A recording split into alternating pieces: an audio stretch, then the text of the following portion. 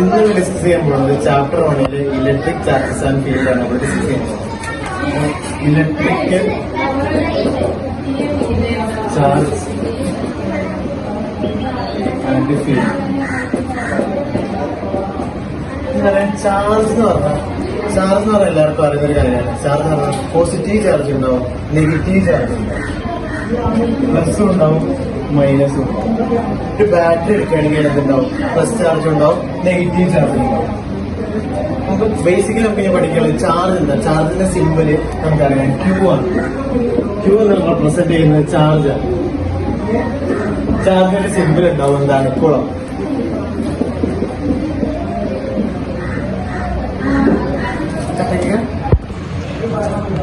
ഒരു charger body എന്താ നമുക്ക് നോക്കുകയാണെങ്കിൽ, ഒരു ചാർജർ ബോഡിയിൽ പോസിറ്റീവ് ഉണ്ടാവും, നെഗറ്റീവ് ഉണ്ടാവും.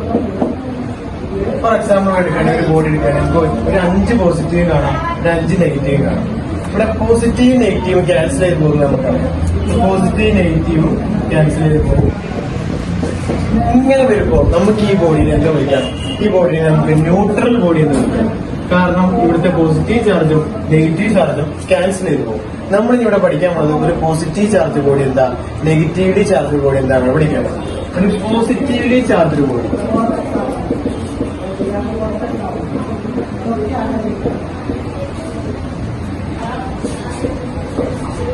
ഫോർ എക്സാമ്പിൾ ആയിട്ട് നമ്മൾ പറയുകയാണെങ്കിൽ കുറച്ച് പ്ലസ് ചാർജ്, കുറച്ച് മൈനസ് ചാർജ്. നമ്മളൊരു ബോഡിയിലെ ഇലക്ട്രോൺ ലൂസ് ചെയ്യാണ്. നമുക്ക് ഓൾറെഡി അറിയാം ഒരു ഇലക്ട്രോണിന്റെ ചാർജ് എന്ന് പറഞ്ഞാൽ നെഗറ്റീവ് ചാർജാണ് ഉണ്ടാവും. ഇലക്ട്രോൺ ഒരു നെഗറ്റീവ് ചാർജാണ് ഉണ്ടാവും. അപ്പോ ഒരു ബോഡിയിൽ നിന്ന് ഒരു ഇലക്ട്രോൺ പുറത്തോട്ട് പോകുകയാണെങ്കിൽ, പുറത്തോട്ട് പോകുന്ന പറഞ്ഞാൽ ഇലക്ട്രോൺ ലൂസ് ആവുകയാണെങ്കിൽ ഇവിടെ ഒരു മൈനസ് ചാർജ് ഉണ്ടാവും, പോയിട്ടുണ്ടാവും പുറത്തോട്ട്. അപ്പൊ നമുക്ക് പ്ലസ് മൈനസും കട്ടാവും, പ്ലസ് മൈനസും കട്ടാവും, പ്ലസ് മൈനസും കട്ടാവും, പ്ലസും മൈനസും കട്ടാവും. അപ്പോ ഇവിടെ ഒരു പ്ലസ് ചാർജ് ബാക്കി വരും, ഇവിടെ ഒരു ബോൾ വരും. അപ്പൊ നമുക്ക് ഈ ബോഡിനെ എന്തെന്ന് വിളിക്കാം? പോസിറ്റീവ്ലി ചാർജ് ബോഡി എന്ന് വിളിക്കാൻ പറ്റും. ഇപ്പൊ നമ്മളൊരു പോസിറ്റീവ് ചാർജ് ബോഡി എന്താ നോക്കി. ഇനി നമ്മൾ നോക്കാനുള്ളത് ഒരു നെഗറ്റീവ്ലി ചാർജ് ബോഡി എന്താണ്. ഒരു നെഗറ്റീവ്ലി ചാർജ് ബോഡി പറയുമ്പോൾ ഒരു ബോഡി എടുക്കുക, അവിടെ positive charge, negative charge, same positive ചാർജും സെയിം നെഗറ്റീവ് ചാർജാണ്. ഇവിടെ ഒരു ഇലക്ട്രോൺ ഒരു വസ്തുവിൽ ഒരു ഇലക്ട്രോൺ ഗെയിൻ ചെയ്യുകയാണെങ്കിൽ, ഇവിടെ ഒരു എക്സ്ട്രാ നെഗറ്റീവ് ചാർജ് ഉണ്ടാവും. അപ്പോൾ ഇവിടെ ഉണ്ടാവുന്നത് പ്ലസും മൈനസും കട്ട് ചെയ്ത് കഴിഞ്ഞാൽ ഇവിടെ ഒരു നെഗറ്റീവ് ചാർജ് ബാലൻസ് ഉണ്ടാവും, ഒരു മൈനസ് ചാർജ് ഇവിടെ ബാക്കി ഉണ്ടാവും. അപ്പോൾ നമുക്ക് പറയാം ഈ ബോഡി ഒരു നെഗറ്റീവ്ലി ചാർജ് ബോഡിയാണ്.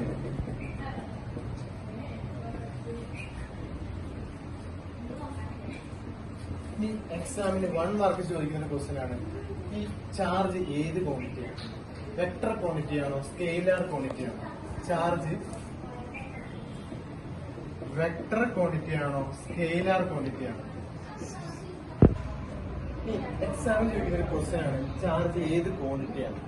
പ്ലസ് 2 നമുക്ക് ചോദിക്കും, 1 മാർക്ക് ചോദിക്കുന്ന ക്വസ്റ്റ്യൻ ആണ്, ചാർജ് ഒരു വെക്ടർ ക്വാണ്ടിറ്റി ആണോ, സ്കെയിലാർ ക്വാണ്ടിറ്റി ആണോ? നമ്മൾ ആദ്യം വെക്ടർ ക്വാണ്ടിറ്റി എന്താണ്, സ്കെയിലാർ ക്വാണ്ടിറ്റി എന്താണെന്ന് മനസ്സിലാക്കുക. വെക്ടർ ക്വാണ്ടിറ്റി എന്താണ്, സ്കെയിലാർ ക്വാണ്ടിറ്റി. ഒരു വെക്ടർ ക്വാണ്ടിറ്റി എന്ന് പറഞ്ഞാൽ ഒന്നുമില്ല, അതിന് ഡയറക്ഷൻ ഉണ്ടാവും, മാഗ്നിറ്റ്യൂഡ് ഉണ്ടാവും.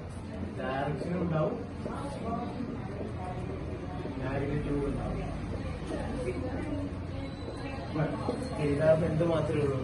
മാഗ്നിറ്റ്യൂഡ് മാത്രമേ ഉണ്ടാവുള്ളൂ. അവിടെ എന്തില്ല? ഡയറക്ഷൻ ഇല്ല. അപ്പൊ ഇവിടെ നോ ഡയറക്ഷൻ ആണെങ്കിൽ ഇവിടെ എന്ത് മാത്രമേ ഉണ്ടാവുകയുള്ളൂ? മാഗ്നിറ്റ്യൂഡ് മാത്രമേ ഉണ്ടാവുകയുള്ളൂ. ഡയറക്ഷൻ എന്താണെന്ന്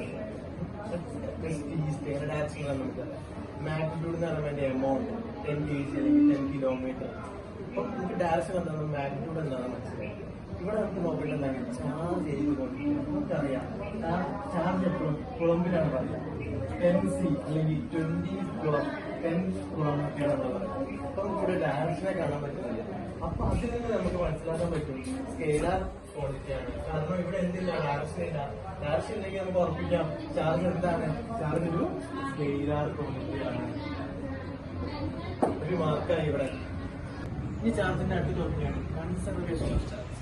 ചെറിയ ക്ലാസ്സിൽ നമ്മൾ പഠിച്ചത് എന്താണ് കൺസർവേഷൻ ഓഫ് എനർജി. എല്ലാവർക്കും മനസ്സിലാകാണ്. Energy can neither be created nor be destroyed. അവിടെ എനർജിയുടെ പകരം charge charge can neither be created nor be destroyed.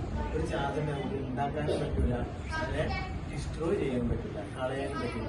ഒരേ ഒരു കാര്യം മാത്രമേ ചെയ്യാൻ പറ്റുള്ളൂ, ഒരു ചാർജിനെ വേറൊരു ചാർജാക്കി മാറ്റാം.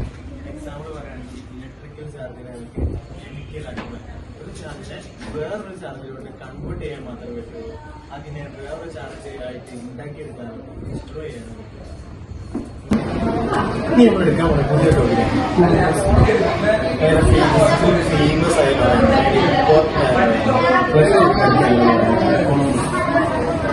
ഭയങ്കര എളുപ്പമായിട്ടാണ്. ഇവിടെ ഫോഴ്സ് കണ്ടുപിടിക്കാൻ ഇക്വേഷനാണ് ഈ ഫോഴ്സ് കണ്ടുപിടിക്കാൻ നമുക്ക് ഓൾറെഡി അറിയാം. Force between two charge. ഇത് നമ്മൾ രണ്ട് ചാർജ് എടുക്കാം. ഒരു ചാർജ് നമ്മൾ Q1, വേറൊരു ചാർജ് നമ്മൾ Q2. Q1 ആണ് ഒരു പോയിന്റിലൊരു ചാർജ് Q1, വേറൊരു പോയിന്റിലൊരു ചാർജ്. ഇത് നമ്മളുടെ രണ്ട് ചാർജ് എടുത്തു എടുക്കാൻ Q1, Q2. ഇത് നമ്മളുടെ ഡിസ്റ്റൻസ് R. ഇവിടെ ഒറ്റ കാര്യം മാത്രമേ force between two charge. Force രണ്ട് ചാർജിനോട് മുമ്പ് ഡയറക്ട്ലി പ്രൊപ്പോർഷണൽ ആയിരിക്കും. പ്രൊഡക്റ്റ് എന്ന് പറഞ്ഞാൽ Q1, Q2 ഫോഴ്സ് രണ്ട് ചാർജിനോട് ഡയറക്ട്ലി പ്രൊപ്പോർഷണൽ ആയിരിക്കും. നെക്സ്റ്റ് എന്താ പറഞ്ഞിരിക്കുന്നത്? ആൻഡ് ഫോഴ്സ് ഇതിനോട് ഇൻവേഴ്സ്ലി പ്രൊപ്പോർഷണൽ ആയിരിക്കും. Square of the distance between ആറിന്റെ സ്ക്വയറിനോട് ഇൻവേഴ്സ്ലി പ്രൊപ്പോർഷണൽ ആയിരിക്കും ഫോഴ്സ്. ഇവിടെ നമുക്ക് രണ്ട് സെറ്റിലുണ്ട് ഫോഴ്സ്. അപ്പൊ നമുക്ക് ഇവിടെ എന്ത് ചെയ്യാം? Proportional to Q1, Q2 divided by R square. Force is directly proportional to product of two charges Q1 and Q2 and inversely proportional to R square. ഈ പ്രൊപ്പോർഷണാലിറ്റി പഠിക്കാൻ വേണ്ടി നമ്മൾ ടേബിളിൽ കൊണ്ടുവരികയാണ് 1/4π. അപ്പൊ നമ്മൾ ഇക്വേഷൻ ഇതിലോട്ട് വേണം. F is equal to 1/4π Q1, Q2 divided by R. Force കണ്ടുപിടിക്കാനുള്ള പ്രോബ്ലം ഉപയോഗിക്കുകയാണ്. നമുക്ക് ഈ 1/4π വാല്യൂ നമ്മൾ കണക്കാക്കാം. Q1, Q2 mark possibility. അങ്ങനെ നമുക്ക് ഫോഴ്സിന്റെ ഇക്വേഷൻ ഇവിടെ കാണാൻ പറ്റും. ഫോഴ്സിന്റെ equation 1/4π Q1, Q2 divided by R. നമ്മൾ എക്സ്പ്രസൂടെ എന്താ പെർമിറ്റിവിറ്റി.